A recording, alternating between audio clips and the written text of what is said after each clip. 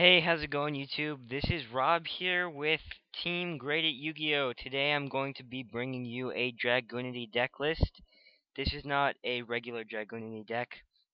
This is a dark themed dragunity deck with quite a few techs in it. It's quite fun, I have to say that. I can't tell you exactly how competitive it is compared to other dragunity decks, as I haven't tested any other version besides this. However, I can tell you this deck is undefeated after 6 duels. Some people care about the ranking of my opponents. The ranking of my opponents varied from, I think it was 500 to about 1050, I think was the highest. So that's how well it's fared. It's gone against a Norlaris deck. It's gone against a anti-meta deck, and it's gone against Blackwings. Blackwings. That was the last deck. That was actually a very hard win for this deck because Blackwings have so much control. So if you are playing Dragonies, maybe tell me about how your matchup is against Blackwings. I can kind of see there, or I'll just test a regular Dragonity deck. So starting off with the Dragunity deck, starting off with the Dragunities, you have one Dragunity Armor Leviathan, I think. Sorry, I don't really know how to pronounce the name. Um, I'm pretty sure we all know what this does if you are a Dragunity player. If not, I'll just scroll through the text right here real quick. And you can always look these cards up on Yu-Gi-Oh! Wikia. And that's what it does. So it's a really good card. You only really need one though, and it's kind of there so you can future fusion it, or you can just dump it with Dragon Ravine. So that's pretty useful though, because it can help you go into easy Trident Dragons early game to just swing for the win after like 1 or 2 turns. This deck is extremely fast like that. You set up with big monsters really quickly. Next up, you have Triple Dragonite Phalanx. This is the main tuner of the deck and the main card. This card makes all the combos work because once per turn, while it's equipped to a monster as an equipped card, you can special summon it, and it's a tuner. This comes in handy with the Dragunity Ducks and Dragunity Legionnaire. Next up, we have one Dragunity Achilles. When it's normal summon, you can special one Dragonite monster from your hand and equip it to this card. That's not very relevant. What is relevant is that when it's sent to the graveyard while equipped to a monster, you can select one card on the field and destroy it. Coupled with Dragonite Legionnaire, whom when normal summoned, you can equip a level 3 or lower Dragonite Dragon type monster from your graveyard to it, and then send it to the graveyard to destroy a card. It can be a deadly weapon, destroying 2 of your opponent's cards for the cost of none of your cards, because Dragonite Legionnaire is going to give you the initial plus of getting the Achilles back to the field. Sorry about the phone. Okay, moving on. We have Dragonite Ducks, the main non-tuner of the deck. When it's normal summon, you can equip one level 3 lower Dragon type Dragonity, and this is important because of the synchros, which I'll get to as soon as we get to the synchros. Next up, we start to get into the more techie stuff. I run one Dandelion. It's an incredibly good card to ditch with Dragon's Ravine, and then it opens up for some different synchros, like Trishula, Dragon of the Ice Barrier.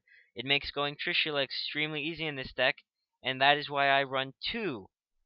I know it seems kind of unlikely, but you're going to draw into this card more often than not, and it's going to be able to give you a lot of advantage when you can go Trishula, because it's only going to cost you one card, and you would have discarded Dandelion earlier in the turn, which is going to be a devastating combo.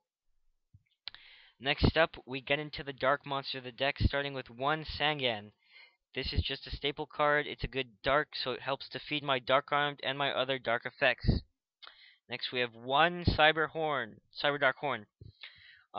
Usually, you're going to use this to go into your 6-star Bryanak because it's the only 6-star you can synchro for, or you can use it to utilize the effect of Achilles, because when this would be destroyed, you can destroy the equipped monster instead.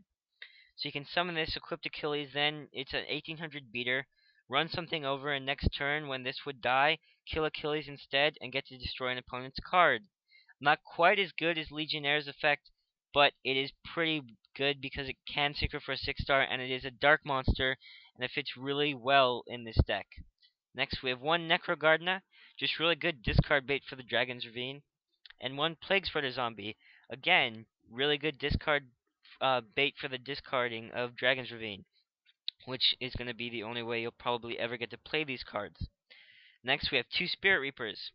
This is for a bit of a stall, because if Dragonies get a bad hand, you can lose really quickly, because you won't have anything to gain advantage with. So you're going to need something like Spirit Reaper to stand in the way of your opponent's attacks. It can also pay off late game when you have a big field and poke cards out of your opponent's hand. Extremely useful card in this deck, and that's why it's rounded 2. Next up, we have 1 Red Eyes Darkness Metal Dragon. It's one of those cards that isn't exactly great in this deck, but it fits in with the dragon theme so well, you might as well be running 1 of it. And it's a 2800 beater that can spring out of nowhere by removing from play a face-up Phalanx, and then special another one from the graveyard if need be. Extremely good card that can just pop up out of nowhere and be a 2800 wall that your opponent can't get over. Great card. Next up, we have 2 Dark Simorgs. Dark Simorg is amazing in this deck. With the Darks and the Winds, it's extremely easy to utilize this card. It's a 2700 attacker. It can also help manipulate the Darks in the graveyard for Dark Armed, which you run 1 of. And the last Dark is Blackwing Zephyrus the Elite. Obviously, being able to use Dragon Ravine to discard this and then return it to your hand to activate it again and discard something else can be quite useful. So that's why we run it. Now for the spells, we run Giant Trunade, 1 Monster Reborn, 1 Dark Hole, 1 Future Fusion, since I have got a pretty good dragon monster count, as well as being able to run 2 Pot of Avarice in this deck. You now then have 3 Dragon Ravine, the main card of the deck, the card that lets all the combos get started because it lets you dump cards in the grave. 3 Terraforming, because you can always discard it to search something with Dragon's Ravine, or use it to get another one and thin your deck out. Then you have 2 Card of Consonance. It's more consistent in my opinion at 2, as I'm trying to go for less of a mainstream dragunity theme. You then have 2 Pot of Avarice, and 1 Book of Moon to round off the spells. For the traps, it's very simple in this deck, just 2 Royal Decree. I don't really want to run any traps. I really don't like the idea of running any traps that are going to make me pay life points. So I figure I'll just play the decrees, and that way I'll have a much better matchup against lots of decks that focus on traps, such as TGs, which won our Nationals, or World Champion North American Qualifier, whichever you like. For the extra, you have Ally of Justice Cataster, Black Rose Dragon, Bryanak, 1 Dragonite Knight Gabolg, 2 Vaginas, sorry. They're very important for the deck, but you can get away with running 2 in this build, just because there's so many other synchros you can go into.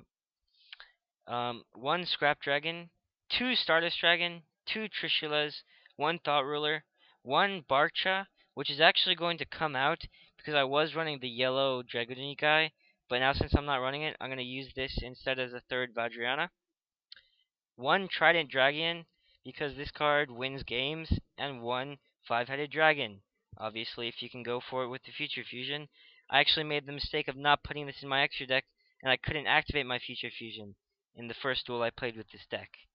I still won, amazingly, so that just proves to you how consistent this is. Hopefully you like this video, hopefully you rate, subscribe, and comment, and hopefully you tune in to watch the next episode of my decks, because I'm going to be uploading a lot over the rest of the summer. So thank you guys for watching again.